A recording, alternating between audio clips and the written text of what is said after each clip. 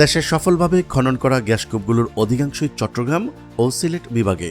এবার উত্তরাঞ্চল গ্যাস অনুসন্ধানে জোর দিচ্ছে সরকার। এ লক্ষ্যে পাবনার মোবারকপুরে নতুন করে কূপ খননে একটি মেগা প্রকল্প হাতে নিয়েছে রাষ্ট্রায়ত্ত প্রতিষ্ঠান Bangladesh petroleum exploration and production company limited বা বাপেক্স। এর আগে সেখানে কূপ খননের চেষ্টা ব্যর্থ হয়েছিল। এবার প্রযুক্তিগত সীমাবদ্ধতা কাটিয়ে সফলভাবে কূপ খননে চীনের একটি ঠিকাদারি প্রতিষ্ঠানের সঙ্গে চুক্তি করা হয়েছে।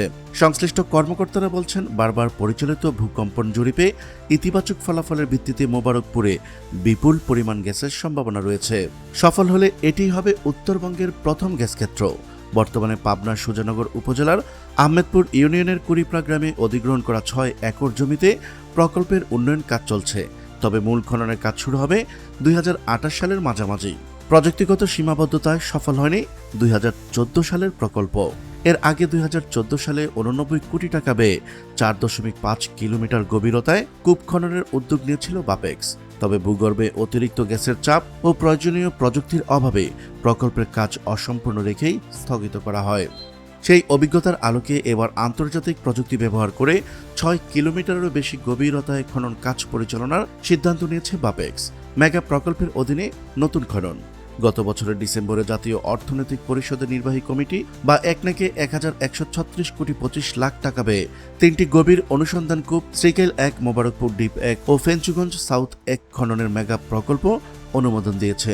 এর মধ্যে সরকার ৯০৯ কোটি টাকা ঋণ দেবে এবং বাপেক্স নিজস্ব অর্থায়ন করবে ২২৭ কোটি ২৫ লাখ টাকা।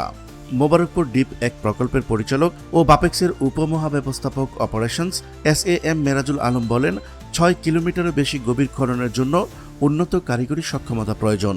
এজন্য চীনা প্রতিষ্ঠান CNPC চুয়ানচিং ড্রিলিং ইঞ্জিনিয়ারিং কোম্পানি লিমিটেডের সঙ্গে চুক্তি করেছে সরকার। চুক্তি অনুযায়ী প্রতিষ্ঠানটি কূপ খনন ও রিগ ফাউন্ডেশন নির্মাণের কাজ করবে। তিনি বলেন, এই চীনা প্রতিষ্ঠান বর্তমানে কুমিল্লায় খনন কাজ চালাচ্ছে। সেখান থেকে রিগ ও অন্যান্য সরঞ্জাম মোবারকপুরে স্থানান্তর করা হবে। পেট্রোবাংলা ও বাপেক্সের শীর্ষ কর্মকর্তারা জানিয়েছেন, সবকিছু ঠিক থাকলে ২০২৮ সালের শেষ দিকে গ্যাস উত্তোলন শুরু হতে পারে।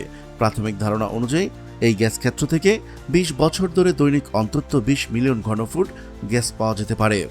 উত্তরাঞ্চলবাসীর দীর্ঘদিনের প্রত্যাশা।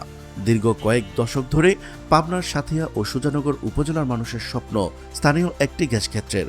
উত্তরাঞ্চলের কয়েকটি এলাকায় এর আগে গ্যাসকূপ অনুসন্ধানের কাজ শুরু হলেও বরাবরই ব্যর্থ হয়েছে। তবে একাধিক ভূতাত্ত্বিক জরিপ মোবারকপুর গ্যাসের সম্ভাবনা নিশ্চিত হয় এবার মেগা প্রকল্প হাতে নেওয়া হয়েছে বলে জানিয়েছেন সংশ্লিষ্ট কর্মকর্তারা। প্রথম দফায় কূপ খনন প্রকল্প সফল না হলেও এবার উন্নত কারিগরি প্রযুক্তি ব্যবহার করে আশানুরূপ ফল পাওয়া এবং গ্যাস উত্তোলন সম্ভব হবে বলে মনে করছেন এলাকাবাসী। তবে কর্মকর্তারা বলছেন, পুরো অঞ্চলে গ্যাসের সম্ভাবনা রয়েছে। উপযুক্ত স্থানে একটি কূপ খনন করে গ্যাস উত্তোলন শুরু করা গেলে আশেপাশে পর্যায়ক্রমে আরও একাধিক কূপ খনন করা যাবে। প্রিয় দর্শক, আজ এ পর্যন্তই।